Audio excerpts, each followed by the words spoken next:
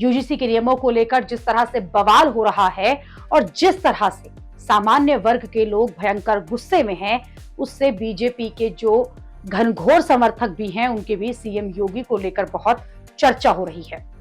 BJP के कट्टर समर्थक ही ये बातें कर रहे हैं कि अगर यूजीसी के नियमों को वापस नहीं लिया गया और जनरल कास्ट वोटर को साइड में कर दिया गया, तो ऐसे ही केंद्र सरकार से जाति वाला तुष्टीकरण चलता रहा तो फिर इस तुष्टीकरण की कीमत सबसे पहले योगी को चुकानी पड़ेगी। क्योंकि यूजीसी के नियमों का जिस तरह से रिएक्शन आ रहा है, जो उबाल है, वो यूपी में सबसे ज्यादा है, वैसा कहीं और नहीं।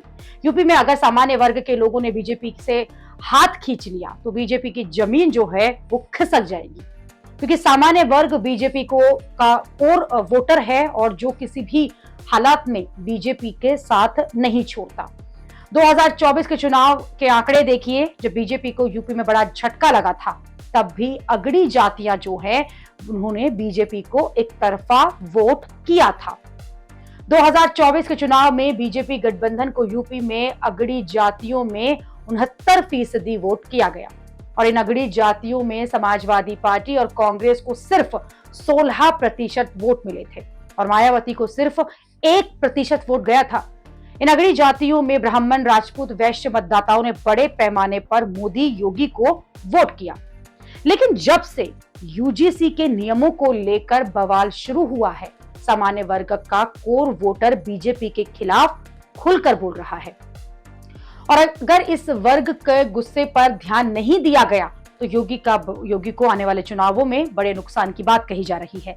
बीजेपी समर्थकों ने इसी बीच ये भी कहा है कि सामान्य वर्ग को भड़काने वाले यूजीसी के नया नियम क्या इसलिए लाए जा रहे हैं जिससे कि योगी आदित्यनाथ जो हैं वो कमजोर हो सके।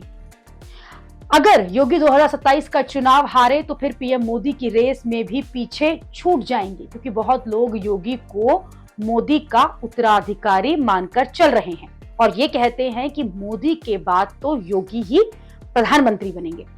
लेकिन मोदी के सबसे बड़े उत्तराधिकारी अमित शाह हैं और ऐसे में योगी के सामने अमित शाह का भी बड़ा चैलेंज है।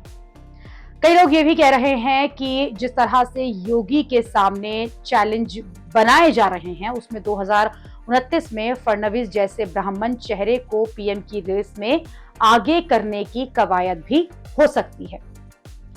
एक बात तो ये भी चल रही है कि क्या यूजीसी के नियमों को लेकर ये सब जो बवाल हो रहा है, उसका मकसद जो है, उसका असली मकसद योगी को कमजोर करके उन्हें गद्दी से हटाना है। क्योंकि अगर बीजेपी का फोकस अगड़ी जातियों से हटकर अखिलेश की पीडीए पॉलिटिक्स और राहुल गांधी की ओबीसी दलित पॉलिटिक्स की काट पर है, तो ये भी हो सकता है कि यूपी में किसी ओबीसी सीएम के बारे में बीजेपी सोचे। ऐसे में फिर योगी की गद्दी से उन्हें हटाया जा सकता है। यहाँ बात यह भी है कि योगी को रिप्लेस करने की बात कोई नई बात नहीं है। इस पर बहुत बातें 2024 से ही होती रही हैं, लेकिन हर बार बीजेपी से ऐसे संकेत मिल जाते हैं कि यूपी में सब कुछ ठीक चल रहा है और योगी को हटाने का सवाल ही नहीं। अब योगी हटे या न हटे, लेकिन उनके सामने 2027 का चैलेंज आ चुका है और सामान्य वर्ग में खास तौर पर ब्राह्मणों की जो नाराजगी है, उसका नैरेटिव इस वक्त पूरे यूपी में हावी होने लगा है। यूपी में 20% के करीब अगड़ी जातियों के वोटर्स हैं, जिसमें से 10% के करीब ब्राह्मण हैं तो 8% के करीब ठाकुर हैं। 100 से ज्यादा सीटों पर ब्राह्मणों का सीधा प्रभाव है। यूपी की विधानसभा में ही कुल 52 ब्राह्मण विधायक हैं, जिनमें 46 बीजेपी से हैं। लेकिन जिस तरह से पहले शंकराचार्य के मुद्दे पर और फिर यूजीसी के मामले में सबसे ज्यादा ब्राह्मण जो हैं वही गुस्से में दिख रहे हैं, उससे बीजेपी के सामने चुनौतियां बढ़ गई हैं। क्योंकि अगर बीजेपी ये सोच रही है कि सामान्य वर्ग और ब्राह्मण उसे छोड़कर कहीं नहीं जाएगा, तो ये उसको नुकसान भी करा सकती है। लोग इसके बारे में भी लिख रहे हैं कि बीजेपी को एक तरफा वोट करके भी अगर इस तरह के हालात जो हैं वो सामान्य वर्ग के लिए किए जा रहे हैं, जहां पर कभी ओबीसी और कभी दलित का नाम लेकर जाति आधारित तुष्टीकरण हो रहा है, तो फिर ऐसे में सामान्य वर्ग क्यों बीजेपी को वोट करेगा? यही नैरेटिव योगी के लिए चुनौती है और ऐसी स्थिति में योगी कैसे 2027 के चुनाव को पार लगा पाएंगे? क्योंकि ये भी देखिए कि 2024 के लोकसभा चुनाव में यूपी में बीजेपी को बड़ा झटका लग चुका है। अखिलेश की पीडीए पॉलिटिक्स के सामने बीजेपी को बड़ा नुकसान हुआ। बीजेपी ने 80 में से सिर्फ 33 सीटें जीती थी, जबकि सपा ने 37 सीटें जीत ली थी। 2024 के लोकसभा चुनाव के बाद बीजेपी ने कई विधानसभा चुनाव जीतकर वापसी तो कर ली, लेकिन यूपी के बारे में अभी भी लोगों को ये लगता है कि जिस तरह के हालात जो हैं बन चुके हैं, उसमें 2027 में योगी का क्या होगा।